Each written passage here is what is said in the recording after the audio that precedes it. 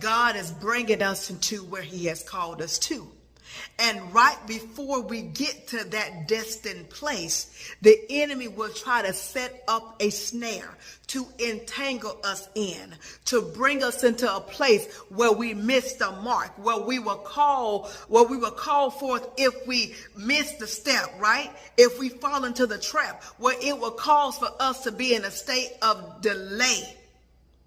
It will cause for us to miss the mark. It'll be delayed. And a lot of times when the enemy comes in like that, that delay will register to us as far as being denied, which means what? We will no longer pursue the promise.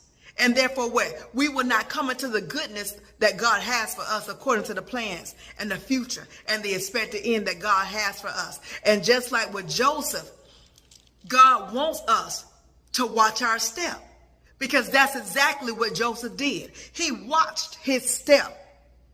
He watched his step. And some may say, well, he still ended up going to prison. That was all a part of God's plan, because the destination was not Potiphar's house. Come on. The destination where Joseph was to end up for that expected end was not at Potiphar's house. It was at the king's house. It was at Pharaoh's house. It was in Pharaoh's presence. Right? That's why he had to end up in the prison in the first place, right? But think about it.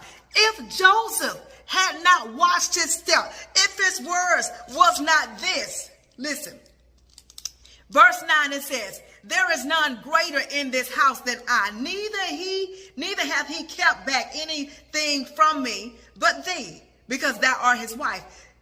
Joseph says this, like an upright man, as an upright man. How then can I do this great wickedness and sin against God? He said, how can I do this great wickedness? He wasn't worried about bringing hurt to Potiphar. His heart posture was, how can I sin against my God?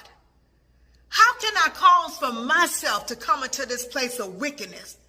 How can I allow myself to step into this trap knowing that it's a trap? See, Joseph had discernment. He knew good from evil.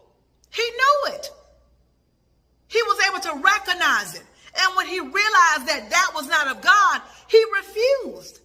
But that devil is consistent. He is persistent in trying to get you to misstep, to get you to fall in the pit, to get you to come into his snare. But here's the thing.